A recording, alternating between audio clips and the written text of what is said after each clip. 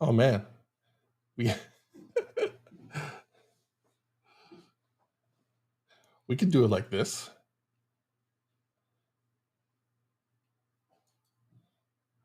We can just bring everybody in.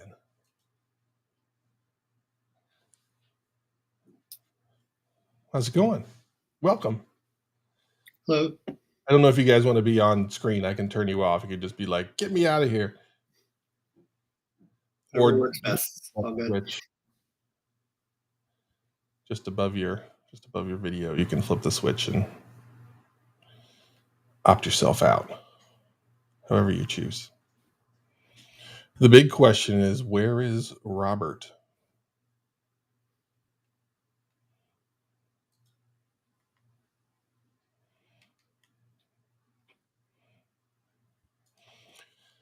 Sometimes technology and my friend.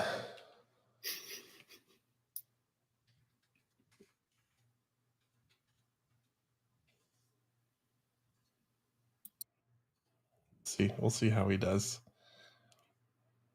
All right, so let's see. Gary, where are you from? I'm from outside of Philadelphia. Oh, okay, cool.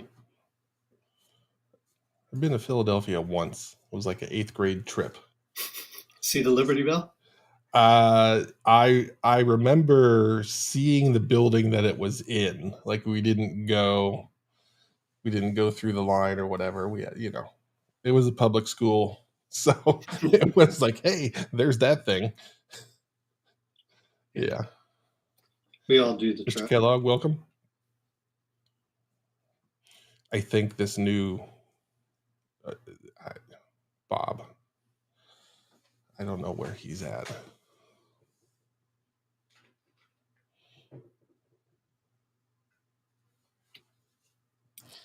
I'm texting him.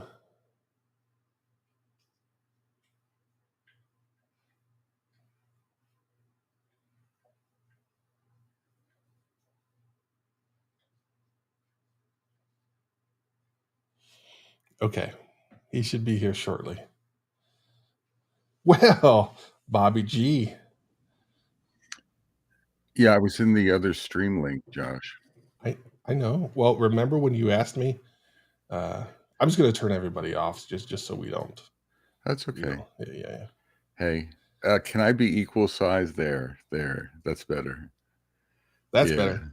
Yeah, that's more realistically sized. We'll do this. Sorry. Okay. Sorry about that. That's okay. Well, let's get rolling. It's 11:03. We had traditional Bob technical challenges, but we're here. We're live. And this is one of my favorite things to do in the whole entire world. I'm not drinking water this morning. I'm drinking a Monster because I'm fired up and ready to go. So in the chat, whatever chat you might be in, feel free to ask questions, and I'll be the moderator because Bob gets distracted by the chat sometimes. That's okay. I'll control myself. No, you won't. I will. You're gonna claim you will, and then you won't. This eye will be looking at the chat. Hey everyone, hit us with some questions. Yes, we are here for you. Your best shot. Now, well, we're here for you, but I think it's like a ask us anything or a stump the chumps or. Who you calling the chump? Yeah. Oh, I like this. I got the direction right with my finger. I know, that's good. I mean, this could be a short discussion.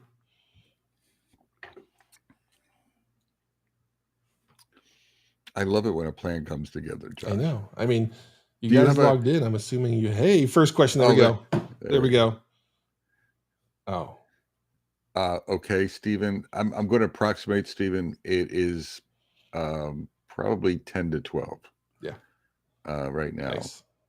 Colors. I just got a I have not worn it yet, but I got a rainbow set of suspenders the other day, maybe a couple weeks ago. I'm looking for an opportunity to wear them. The brightest one is red. I have a bunch of blacks, and then some gray. different. And someone was looking at me the other day. They were asking, and I'm just buying time, everyone. So please type in questions. Otherwise, I'm going to talk about my drawers and my suspenders. No, we're not doing that. Exactly. We're not doing that. But I do not have the two. So two in the front, but one in the back. Is because you can buy suspenders that have the two, whatever they call it, the two risers in the back and the two in the front. Okay. So I'm a one riser in the back kind of guy. Okay, we got a question from Gary. What's something new in the Agile Lean organizational design space that you were intrigued by, and what to dig deeper on? What am I intrigued with, Josh? What do you have any thoughts, Josh?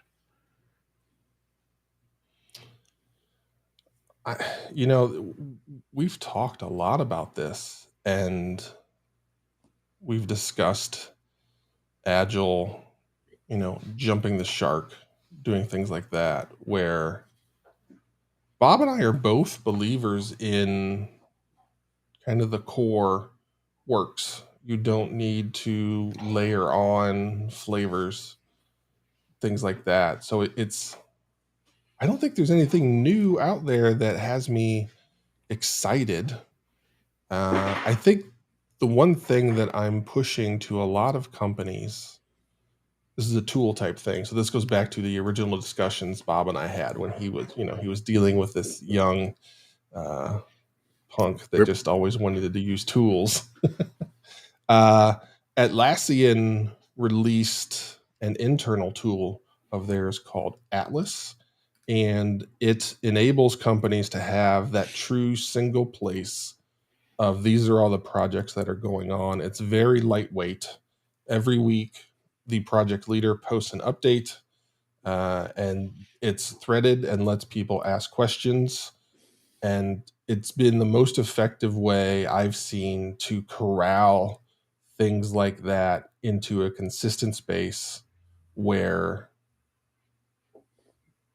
it's controlled and it's consistent, and there's no, a lot of places you end up with, there's 5 meetings discussing the same thing because certain people can't be at certain places. So rather than getting their butts there, it's like, well, I need my special meeting so I can get that. So trying to get to a consistent space of useful information. I'm so disappointed. I'm sure you are, Bob. I did Atlassian pay you for that commercial? I mean, come on. No, they don't have to, because I went to an Atlassian conference once, and the founders were talking about this hackathon project that they fell in love with so much that they were going to turn it into a product because it changed the way that their company. Yeah. So. All right. Yes. That's interesting. I get that genesis. It's okay. so now because the founders like it, Josh is off the hook. No, actually, no. Josh maybe had a good idea. No, this thing's cool. No, you're not off the hook. I'm trying to be kind, but if you want to play it, you play with me. No, you're still not. You tools, right? Come on, Josh. Yeah. Tools. Give me a. I know. I would say in organizational spaces, friend, I'm agreeing with you. Up to the Atlassian, I was agreeing with you 100%. Right? I don't think there's that much new in the organizational design space. I think what might be new, or the trending, like I think of descaling, or you could apply that to some de-orging. Right? There's this propensity we need 8,000 teams to do a product. Why not?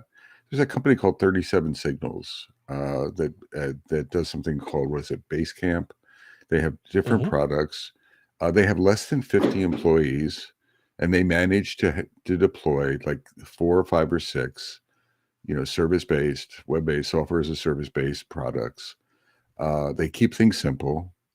I think the founders are sort of obnoxious. One of them, I mean, they're obnoxiously opinionated.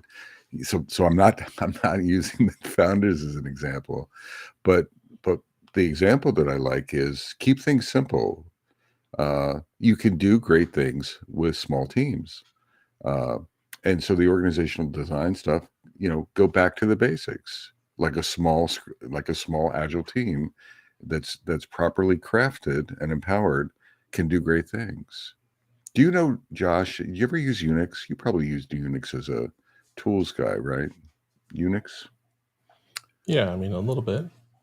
right? So the Unix operating system, Bob, we're having issues with your network. What's going on? You're like choppy there. This is am pretty. I? Yeah, this is not normal for you. Let me do a switch. Do some filler, Josh. Okay. All right. Filler. I'm gonna. So, Stephen, you know these questions are tough for me because I am not the guy that I'm a read and react kind of guy. So Monte Carlo simulations, yes, that's a thing, but I don't go in with a specific process on how I'm going to do stuff, which I think is a shortcoming that I have where I tend to find my way rather than establish a thing and try it and then tweak it. So I'm not a good answer for that. And also, I'm a guy that thinks agile metrics are dumb. I just don't. I think we try and create metrics to define value as opposed to using value to define the value. And because it's harder to define the value that teams create. But I believe once you do that, then you're in a really good spot. I saw that, Bob. I was trying to sneak it in. Sorry. Am I better now? Slightly. So I was going to talk about finish that trend thought if I can. Yeah. I think it's I think the Unix operating system, which is this pervasive operating system, and a lot of people still use it. I think it was created by like less than 10 people, bright people who work together, and they created. I think we've lost. So, and that's the same thing that I'm saying about organizational structures. I think the leaders have run amok. You know, we talk about the inmates running the asylum. I actually think other people are running the asylum. The project managers are running the asylum. Mhm. The leaders are running the asylum. The product folks are running the asylum. The boards are running the asylum, and they're trying to like throw money at stuff and hope for innovation. And I think a trend that I'm hopeful for is we get back to basics and we sort of lean into simplicity, right? Yeah. Simpler teams, smaller teams, less dependencies, more patience. And I know that'll drive better results. And I do see some of that happening out. You know, companies are sort of getting that clue. Not a lot, but some are getting that clue. Gary asked a follow-up question about agreeing that agile metrics can be a problem, but how do you demonstrate to org leaders that you're on the right path? And the most effective way that I've seen that, and this is unfortunately rare, is being able to transform into a product-led organization. And for that to be successful, the product team and the engineering team have to work together to talk about outcomes versus outputs. There's always like, hey, we built this thing. We did this thing that someone asked. Great. What does that mean? What problem is it solving for the customer? And it's one of those things where it's like, well, yeah, duh, you should do that. But we as engineers and product folks are super smart. So you end up in the weeds and not enough product leaders pull back and keep their team, the product team and the engineering team focused on what's the value that we're providing for our customer? What can they do now that they couldn't do before? How have we made their life easier? We've made it so much easier that they're willing to give us more money.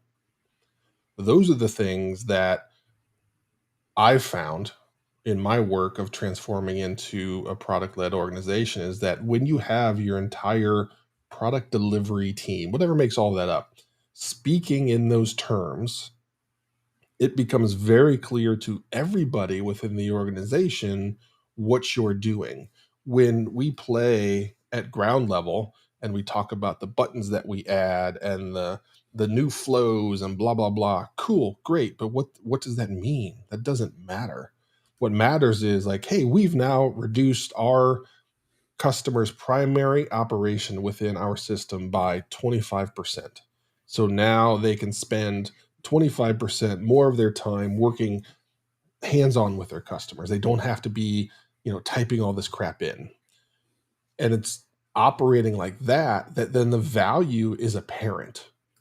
And everybody gets more comfortable because you're speaking the language of the customer. You're speaking the language of the business. One of the things that I really hate is when people say, well, the business. No, we are a software company. We sell software. The thing that we're building is the business. It doesn't exist without us. So that's the flip that I've been able to make in a handful of places. And when you do that, there's zero question about, well, what's the, we're investing so many millions in the engineering team. Why? What are we getting from it? And they're getting a ton, but we as product leaders, since Bob has dubbed me the product guy now, we as product leaders have failed in our job to couch everything appropriately. I would add in, so I'm thinking that we made a mistake. Like, I don't care about metrics. We should stop caring about metrics. We should start caring about metrics are easy, particularly with the new Atlassian program called Xerox Plus Plus. It'll be or whatever that was. I forget. No, I went off on a tangent. But metrics, we put too much stock in metrics. We think leaders are always watching the metrics. We think they guarantee success in the metrics. I would say measure whatever you want, but focus on dynamic reviews, dynamic feedback. Get the butts of the customers, your stakeholders, your sponsors, your leaders in a room, connect them to the team, iteratively show them, and get feedback on that. And your one metric is how big is the smile, or how big is the frown? How many questions are being asked? How many high fives are going on? How excited is the team about what's the outcomes? How excited are the customers about the outcomes? You can't measure that. It's intent. So measure whatever you want. But one missing, I've seen this for a few companies, quite a few companies. If you get into this high impact, high attendance, high energy, high excitement demonstration and feedback, wonderful, negative feedback, positive feedback, it's all good. And you make adjustments and you pivot. You don't need to measure how many story points the teams are doing, right? I mean, you can have that in your back pocket. You don't have to measure flow. You don't have to. I mean, that's a team metric, but that's not going to make you money at the company, and it's not going to engage your leaders and delight. Have them understand that they have a kick-ass team or not. Metrics won't do that, right? Face-to-face collaboration will do that. So I want us to start. What I'm saying is, let's start de-emphasizing the damn metrics, and and I'm aligned with what Josh is saying. Let's amplify. Are we collaborating with customers? Are we doing great things? And are we getting, one of the dilemmas with metrics is a lot of leaders want to lead from their desktop, from their desk. They want to lead from a dashboard. Screw that. No more. Get your butt in the game with the team. Okay. Right. Because you're not even reading. You're not leading you're just looking at flashing numbers at red, green, and yellows and things like that. Get in with the team. Josh, am I a little overboard there, or what do you? No, you're always my balance. You really are.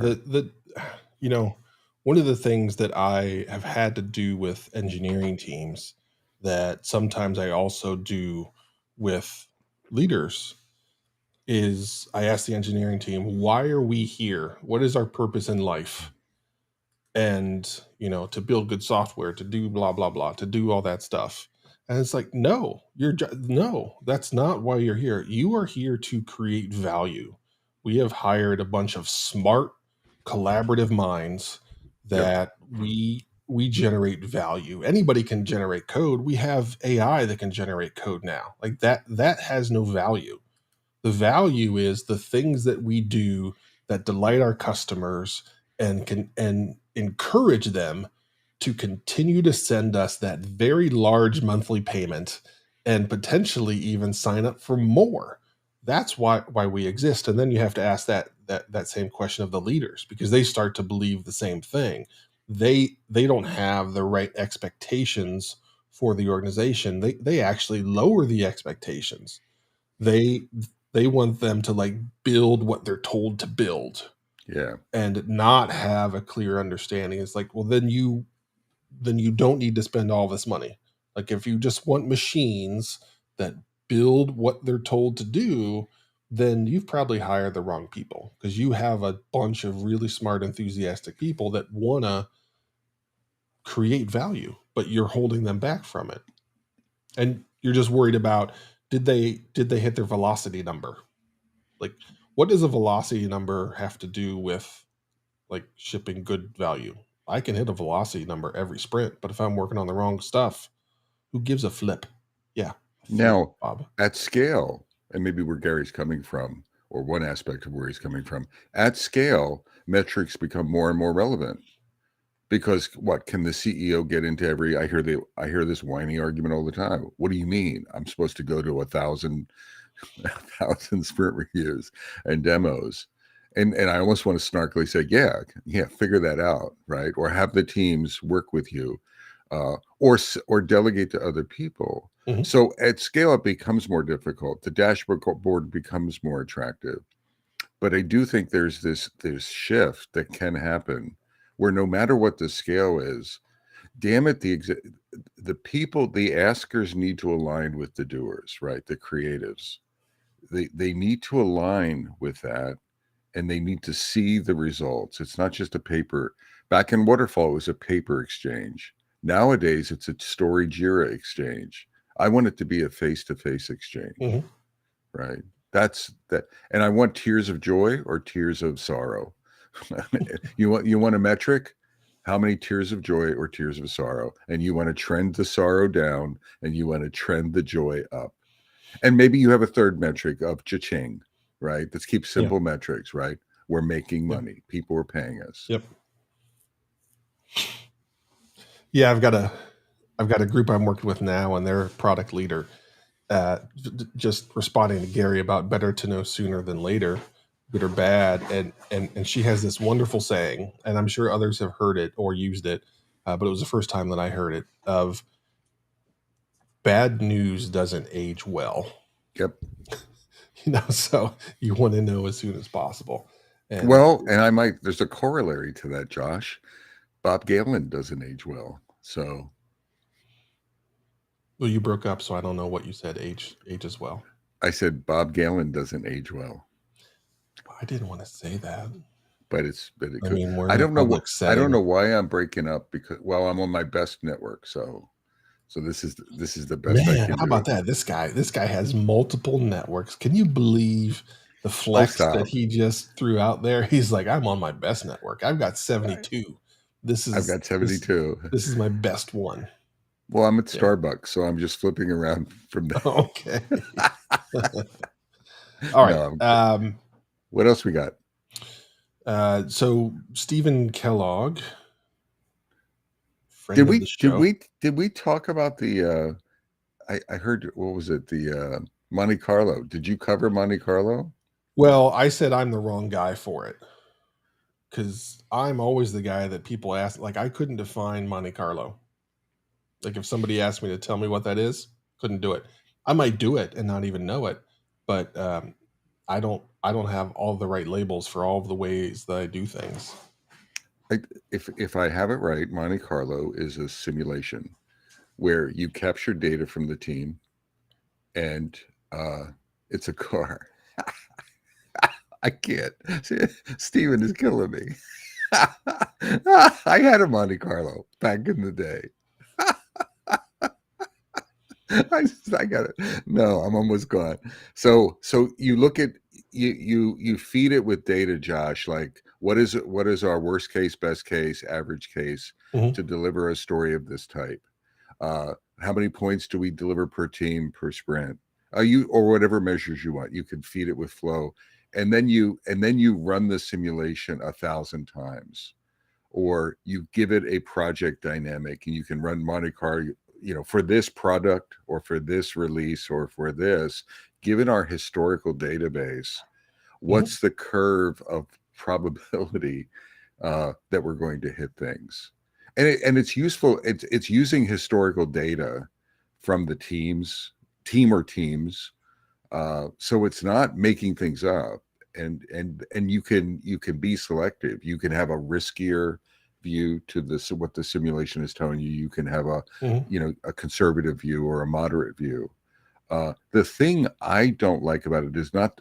I think Monte Carlo can be useful for folks who are working with teams, coaches, even RTEs. Not that I hang out with safe RTEs, but folks who are trying to guide collaborative work. The thing that I don't like about it is you're algorithmically representing people, and it's almost like you're abstracting the people, like no one estimates it, Josh. It's the model produces the estimates based on history. So yes, the people produce the historical data, but it's almost like AI. You start abstracting the people from the commitment. You start abstracting the people. To me, it's an algorithmic approach to planning and prediction. And it sort of doesn't engage. It doesn't engage people. It goes back to tears in the eyes. It's the same, to me. It's the same metric. I want to connect people to get value. Go ahead. As you were explaining that, I was just saying I would use an AI to do that. I would feed it all of our historical data and spit out, hey, what's our best estimate of how long it would take to build this, and give me a 25% plus or minus, or standard deviation, or whatever the right math term is for that, and it would spit it out. And that, that's I don't know, it's like,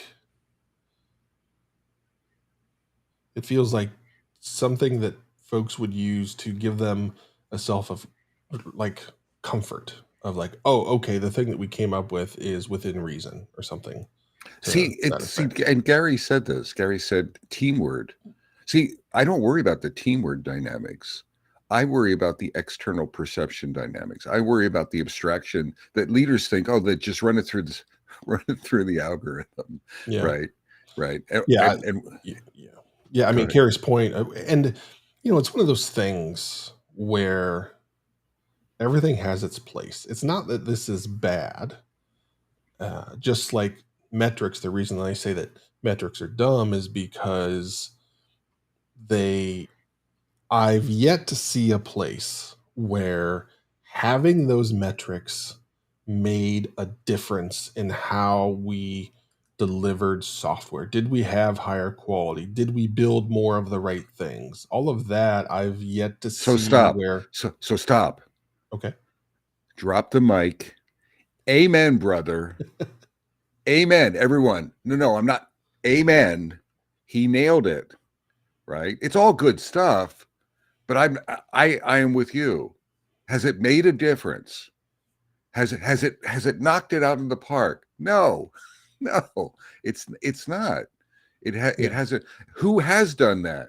People working collaboratively together, right? Great people who are empowered and enabled, and not wrapped with spreadsheets and Jiras or whatever's, right? I mean, all of those things are complementary, but I have not seen it. I've not seen, and I'm not talking about by rote delivery. Yes, by rote delivery here is another release. I'm talking about outstanding results. Go ahead, Josh. Yeah, so none of these are bad. What Bob and I will continue to drive folks to do is to deliver that value. You can use these things to assist you in making that happen, but make sure that they are like adding value, because somebody's always going to come up with the next thing. Oh, hey, we have this new mathematical thing. There's an AI.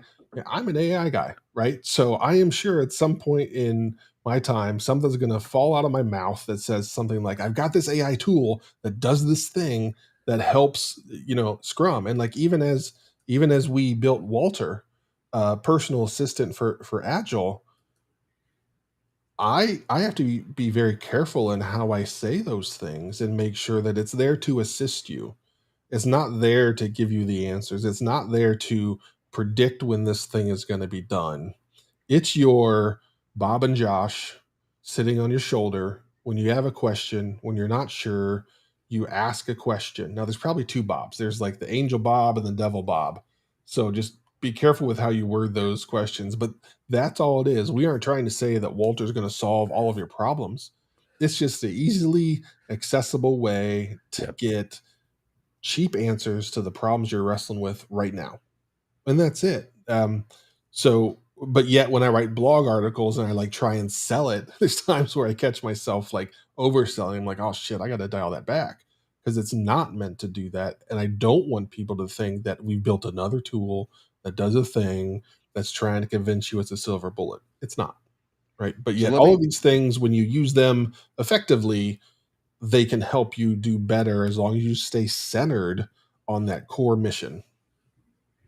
I was on a stream in Australia last night, Josh, and I told the story. I'm going to tell it again real quick. I was sitting beside the CEO of a company, an e-commerce company. This was over a decade ago. We were doing Scrum, and Scott was his name. And we had a very large area where we did all of the Scrum team demos, the sprint reviews. It was sort of like a theater-ish view, and people would come in and out. And everyone knew it was every 2 weeks on Friday mornings, we would carve out, and the teams would figure out how to demonstrate, how to market their wares, how to show and get feedback. And one team was implementing a feature, and they were talking about it, and they nailed it. They implemented the feature, but they also they refactored it. So they dropped about 5,000 lines of code. And I was listening to, and I was watching the demo, but I was also listening to how they talked about. And then there were some bugs in the code that they discovered, and some of the bugs in this product model, the customers would charge us back. So the bugs were costing us money. So this team, on their own volition, again, they didn't have to do it. Do you know what I'm saying? They could have delivered the story. They refactored around it. They did some architectural work, and they cleaned up some bugs that were costing us money. And it didn't cost us that. It was like, while we're in there, we're going to do good work. While we're in there, we're going to leave the forest better. And I looked over at Scott, and he had a little tear in the corner of his eye. It was like, because what it told us is we were getting the mindset that we were looking for: value, quality, innovation, accountability, ownership, simplification. Do you know what I'm saying? It wasn't just delivering stuff. Metrics measure the stuff. This was an attitude, and it was radiating to every team that was sitting there watching this, was seeing excellence. And I know I'm making it sound, but it was a defining moment. And then we started getting more of those defining moments. Yeah, that's what you want. If I was that CEO sitting next to you, it would have been a standing ovation. Like I would have lost my mind to make sure everybody knew this is fantastic. And that's it. That's it, right? That's what we want. That level. I mean, they did stuff we didn't ask them to do, right? And they did the right stuff, and they didn't it was a beautiful thing. And that's just one story. That's the example. And so it's that combination, not measurement, but that intangibles, right? That collaborative intangibles to do great work. So for those of you sitting there watching this live or at some point in the future, you might be saying to yourself, Bob, that sounds great. How the hell do we make that happen? And that is the job of leadership. That is the job of product leaders, engineering leaders, to work together to clearly define the value that we can offer to our customers and enable that within the brains of our teams and get them thinking about that. But the way that happens is leadership has to always talk in that manner. They have to present everything in that manner. So if your teams aren't operating like that and you're an engineering leader, the first place to go is to look in the mirror and say, what can I change? How can I start to model the behavior? How can I educate my teams on the importance of this so that we can get there? And it's going to be months before that happens. So you have to put on your hard hat, your boots, your waders, everything you got, because you're going to be in it deep for a long time. But the payoff is fantastic when that happens. But it does start with leadership setting that tone. I would. Asking the questions you ask, the questions you don't ask, what you prioritize, what you don't, creating space for innovation, right? Are you measuring the points? Then that tells people all they care about is the numbers. It's the same old game, right? That's the same. Or if you measure flow, it's the same old game. We're just producing stuff. No, it's what we produce. I want you to engage. I want you to. So Josh is absolutely right, is creating the space for that. Gary talks about it. You get what you measure. Absolutely. You get what you communicate. You get what you talk about. You get what you amplify. You get what you positively reward, and you get what you tolerate. I've talked about this in leadership. If you tolerate crappy stuff, as long as you're getting lots of stuff, then that's going to pervade in your culture. Indeed. Any other good question? Well, not good, but any questions, Josh? You're the No. Just lots of good supporting statements, I think, is what's rolling through. One of the things that Steven did ask a while back that's probably worth talking to, and I feel like every time we do a Q&A session like this question always comes up. Oh, what is it? I missed it. And it is funding and how things are funded. Do you do it project-based, team-based? How do you do that? What's the like? That's a forever question that we've been hearing in these talks for probably 8 years always now. consistent. You're always consistent. Let me capture. I don't know if I've been listening to you. Like, we've done hundreds of Medicasts, and I question whether I actually listen. So, but I think I do. And so you always answer it that you fund teams. You fund teams that say on an annualized basis or something like that. So you build teams, you fund teams, and it's not just build teams. You build solid cross-functional teams. You're not cheap with whatever, with scrum masters or coaches. So you build fundamentally sound teams that are aligned with your stack, and then you feed work to them. And you just keep funding. You keep funding the teams on that model. And if you want to get more output, you fund. I'm putting words in your mouth just to prove that I have been listening. If you want to get more stuff done, you fund more teams. And if you want to reduce, you fund less teams, right? Yeah. My smallest unit of measure is a team. We don't go below that. So again, that's one of those things that for me as a leader, I have to consistently walk that walk and talk that talk. I can only talk about teams. I don't talk about an individual person. It's this team. If the team is struggling, we'll fix the team and we'll figure that out.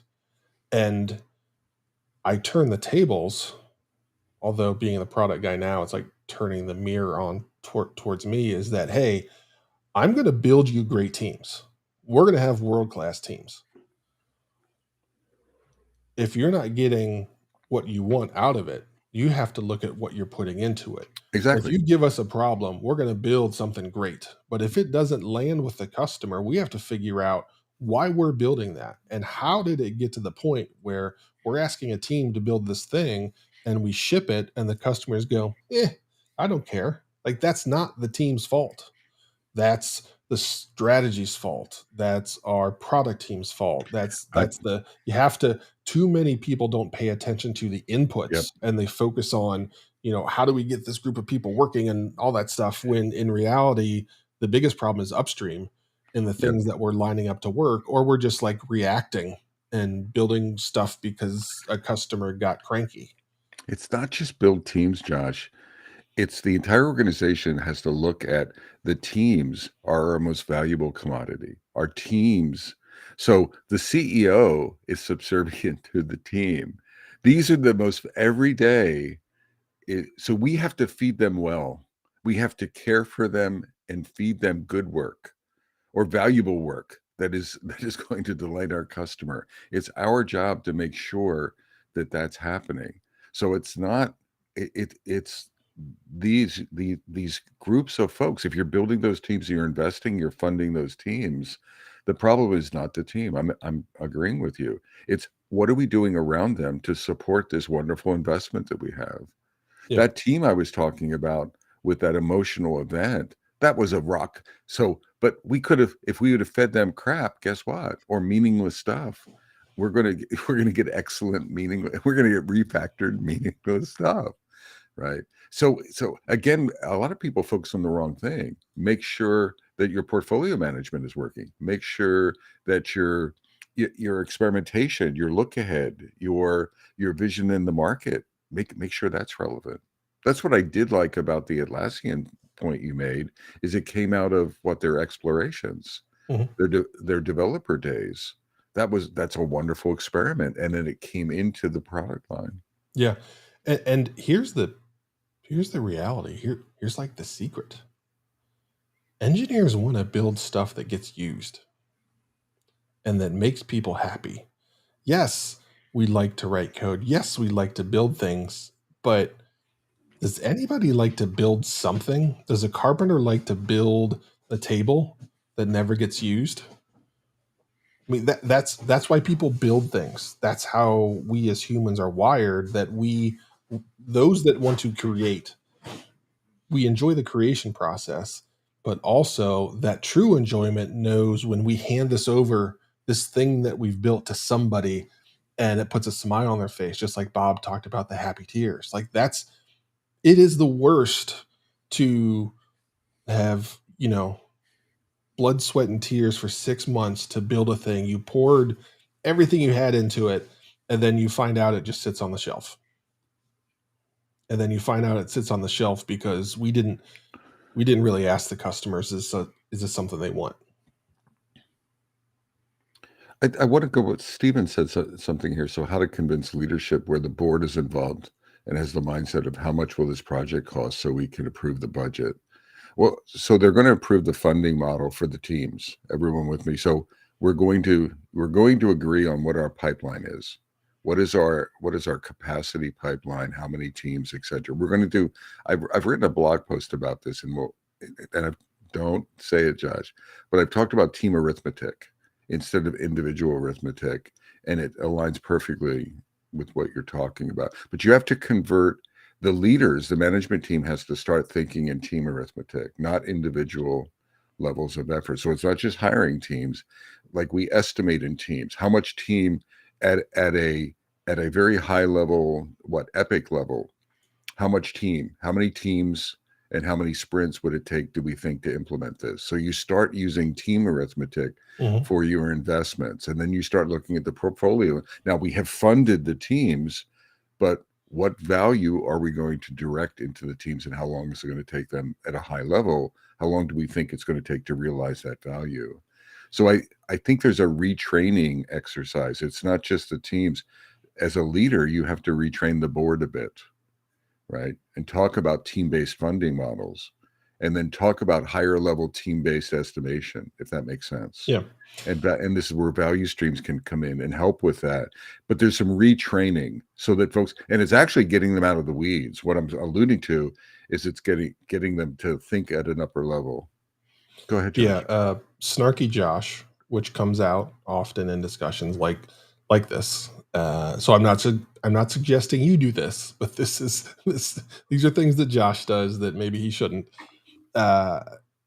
When that comes up, like, well, if you just want to do project-based funding, then let's just pair with a vendor that does that, and let's just do that. Like, if that's how you want to roll, then why are we hiring people?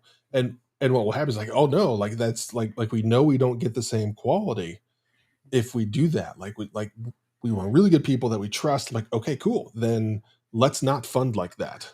Like, exactly, because that's what you're asking us to create is this little like consultancy that's going to spin up and spin down and do all this and be magical, yet you want it to be consistently good and hire the best people. Well, you know what? The best people don't go places where we fund it like that. And they know that after this project, they could be SOL. So you have to get them to understand like what they're really asking for. And that's really what they're asking for. And I've never run up against a company that has, no, I changed that. There was one company that I worked with where they said like, yeah, let's do that. But you know, did that hurt in that it landed people in different places because they understood that's the direction we were going and they left? Yes. But to me, that's better than living in a place where the leaders are operating like that and you don't like it, but there's not clarity on this is the direction that we're going. So was it painful in that one moment? Yes. But I guarantee you every engineer that left was in a better place with a company that was going to fund things the right way and really believed in it. I do think there's a courage factor on the part of leadership. You were emphasizing it earlier, Josh. I mean, leaders need to lead. So in this case, I talk about you need to retrain or recommunicate or reframe, right? I think what's easier is just to not do that, right? And just let the board think the way they've always thought. And then you just grouse about it. And it's like, oh, the board is making me do this. So we're going to, and then you pass that down. It's so easy to, but then when you're passing it down, oh, I don't believe this, but we're going to have to do it this way because of the board. No, be a leader and start transforming the way. And this is hard. These are hard conversations that are going to be risky depending on where you're at. It's just like risky, like getting people off their butts and getting them into reviews and things like that, and really challenging them. I remember one company I went into the CEO, and I'm after a sprint review, and none of the C-level team was in it, and I went in there and I'm like, we have a problem here, right? We're working on the highest priority stuff on the planet Earth, and no one shows up. So what's wrong? Do we not care as a leadership team? Are we doing the wrong shit? Tell us what to do, right? But this is fundamentally flawed. What is more important than what we're delivering?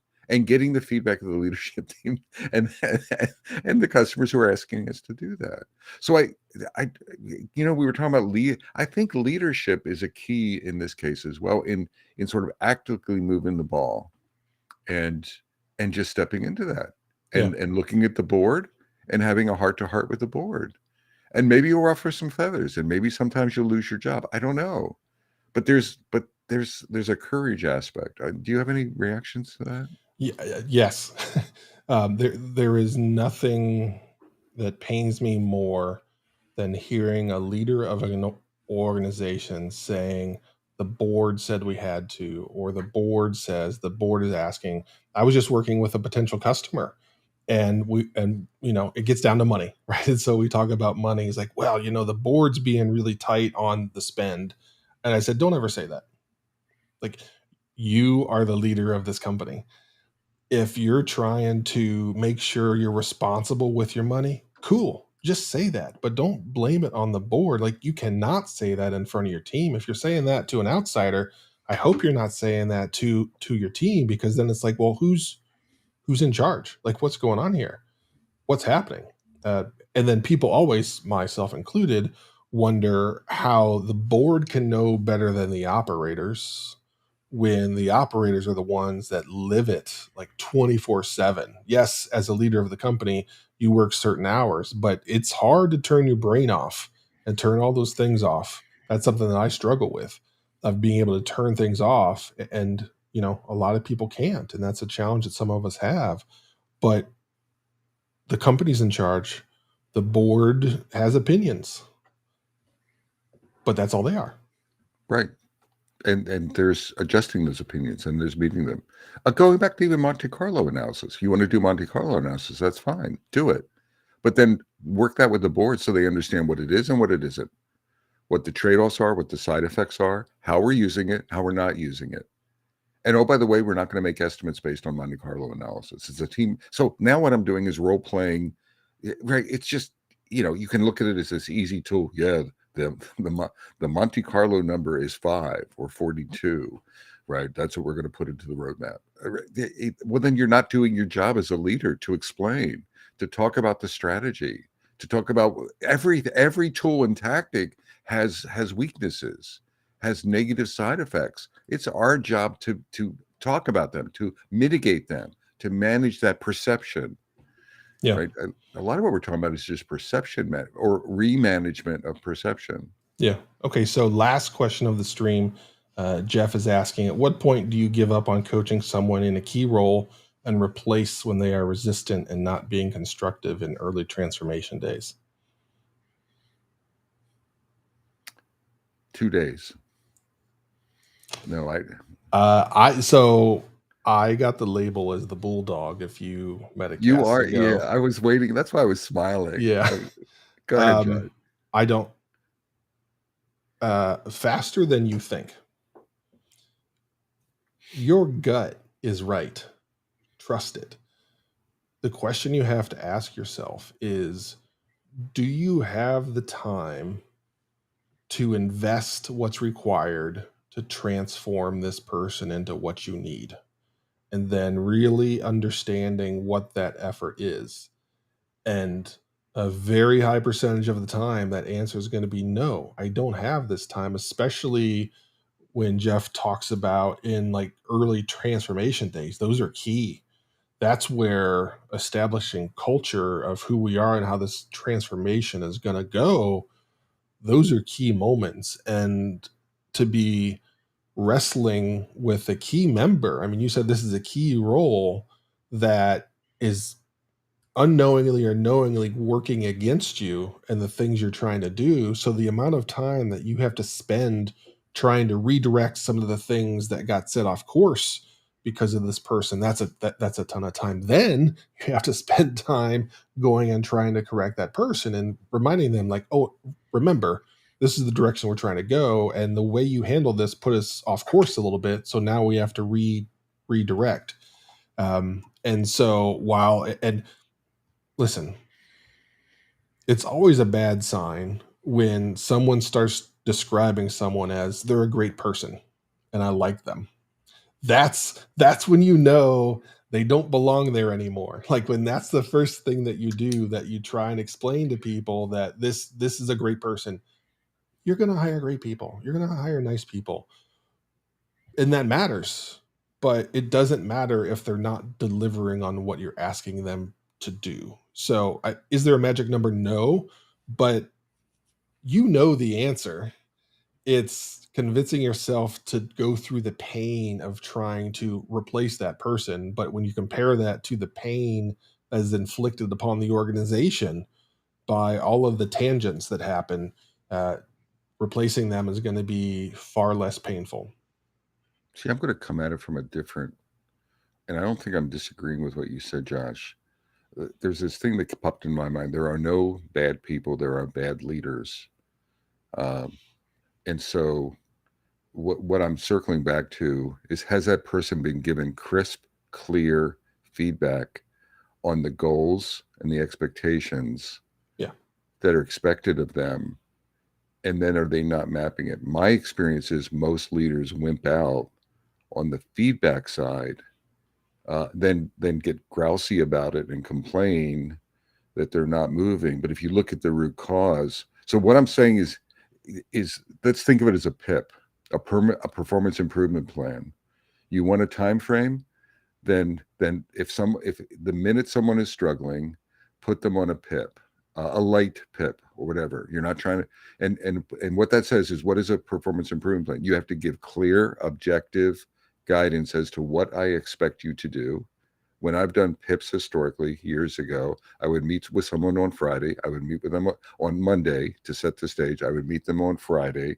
We had clear goals. I had clear performance. We have a problem or we have a challenge, and I would nip it in the bud. It wasn't a huge challenge. And then week by week, I would give them feedback. Are they changing? Are they improving and meeting my expectations? I have a documentation trail for HR. So I'm thinking of this PIP transition as being clear communication, clear goals, clear coaching, clear results, who owns the behavior change, the person I'm coaching, right? It's on them. I would have like a 3-strike rule. If they fail a week, we would have n number of strikes. I'm not brutal. They would know what's going on. It's under their control. I would try to be patient. And at the end of 3 weeks or 4 weeks or 6 weeks or whatever the period was, depending on their performance progress, we clearly knew that this wasn't working. So what I'm getting at though here is they're not changing. The first thing you should do as a leader or a coach is look in the darn mirror and say, am I being clear? Are they being clearly directed? I have a supposition that 90% of people are going to, it's not a major percentage of people who don't get it. They're not out there resisting everything. They're just not getting clear direction, clear coaching, clarity, and firmness, radical candor, radically clear conversations around that. Josh, go ahead. Yeah, the term that I use, Stephen makes a really good point about when you do this, some folks opt out. So oftentimes, most times, I haven't had to fire people. What I end up doing is I manage them out. And it's not like I'm trying to do it. I up front, because so many people have this perception of pips. People are like, oh, well, you've already decided. And I always say, listen, if I decided this and I was already there, we wouldn't be going through this. Like, Exactly. he would be gone, right? Because Exactly. our state has rules that support that. So I want you to win. I want you to succeed, but this is on you, and Yep. I'm here to support you.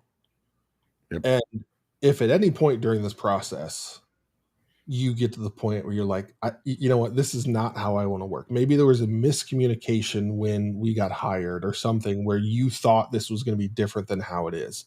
If so, that's on me, and I'm sorry. But if you get to a point where you're like, I don't want to do this, tell me, and I'll help you find a place that's right for you. So I don't try and discard people. What I try and do is I help them find their home. And I hope that their home is here.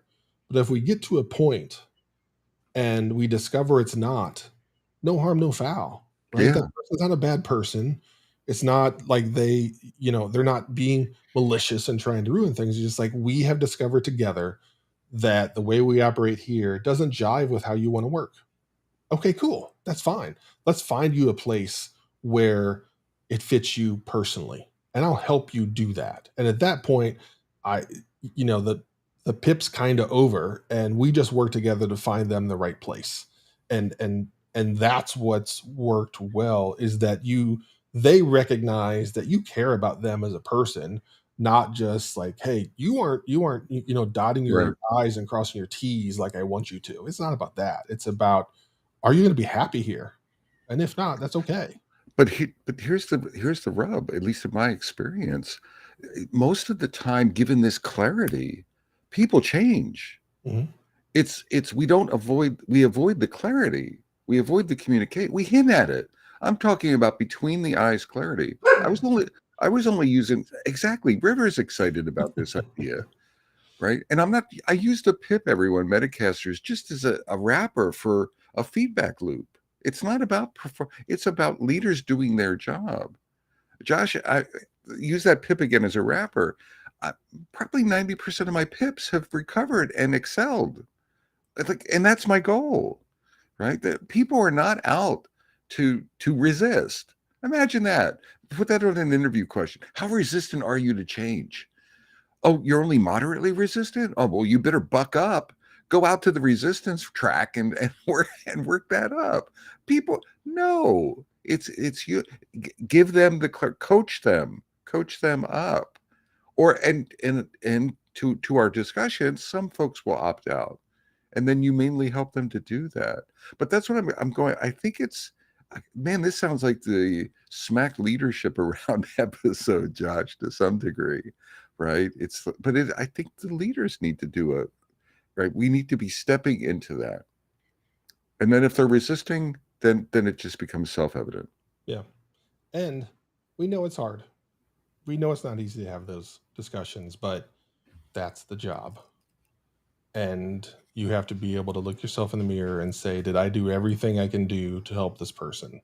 And unfortunately, because it's difficult, because it's painful, it's not. Now here's the thing that flipped the switch for me is I had a VP of HR the first time I had to fire someone that said, "Don't ever say how hard this decision was, because the pain that person across the table Yep. feels of losing their income doesn't even come close to the pain you felt about making this choice." So understand the challenge that that person is now presented with, and it's your responsibility to help them work through that. So that's don't ever think about, oh, this is hard on me. It's Yeah. harder on that person. So that's the point, right? And Yeah. in fact, it's not, don't ever, Josh, that's a wonderful way to stick a fork in this episode, right? Yeah. Thank you, Stephen, for that. But no, it's really true. So all of these hard conversations, it's your freaking job. And don't whine about it. Right? It's so you don't like it, right? And you have to step in. Well, then go work in the team. and promote someone from the team into your role or whatever. But it's your job. And it's a privilege, damn it. Step up to the coaching people to excellence is a privilege. Connecting the dots with the board is a privilege. Creating high performance agile teams that are delivering wonderful value is a freaking privilege. We need to step into that. Okay. So I'm Bob Galen. No. Where are you from? I did it. Oh my God. What is wrong with me? I don't know, man. I don't What is know. wrong? I don't know. Something I need to practice. I need to write this down on a card. All right. So Practice. So from beautiful downtown Cary, North Carolina. And equally beautiful Fuquay Arena, North Carolina. I'm Bob Galen. And I'm Josh Anderson. Shake and bake. Take care, y'all. I'm just blowing this to death, man, Josh. What happened to me? I don't know. I mean, I'm not even on the screen. And you're not even on screen. Oh, look, I'm like taking over. Let's merge our faces. Oh, everyone, this is what a Bob Josh looks like right here. That's terrifying. It is terrifying. Well, hello from Poland. Unfortunately, we're just wrapping up. We're wrapping up. My Michelle or Michael. Oh, welcome for a little bit of time. It was nice to see you. Yes. So Josh, I'm gonna bail, my friend. Okay. All right. We'll see you. Thank you, everybody. Thank you, everyone. Yep. We enjoyed the questions. Bye-bye now. See ya.